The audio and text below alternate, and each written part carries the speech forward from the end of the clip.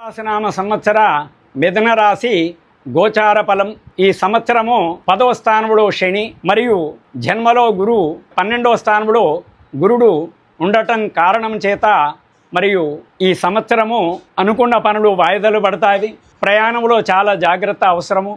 ఏది ప్రయత్నించినా కానీ బాగుగా ఆలోచించి చేస్తే మంచిది. గురుగ్రహ శనిగ్రహ బాగలేనందున శ్రీ వెంకటేశ్వర స్వామి వజ్ర కవచము పారాయణం చేయటం వల్ల అనుకున్నవి సమర్థవంతంగా సాధించగలుగుతారు. ప్రయాణంలో చాలా జాగ్రత్త అవసరము. మరియు వీరికి ఆదాయమేమో చూసుకున్నట్టు అయితే ఈ సంవత్సరము 14 ఆదాయము, 2 వ్యయము మరియు 4 రాజ్యపూజితము, 3 అవమానము. ఈ సంవత్సరము వీరికి ఏ పని తలపెట్టినా కానీ కొద్దిగా ఆలస్యంగా నెరవేరుతాయి. తర్వాత బంధుమిత్రులతో విరోధం వచ్చే అవకాశం ఉంది. ప్రయాణంలో చాలా జాగ్రత్త అవసరము.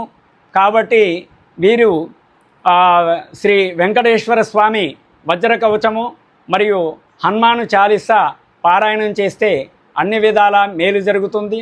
అదే కాకుండా 1 కేజంబావు నువ్వులు, 1 కేజంబావు శనగలు, పసుపు కలరు వస్త్రము గురువారం రోజు ఒక బ్రాహ్మణుడికి దానం చేయటం వల్ల అనుకున్న పనులన్నీ సమర్థవంతంగా సాధించగలుగుతారు. శుభం భూయత్.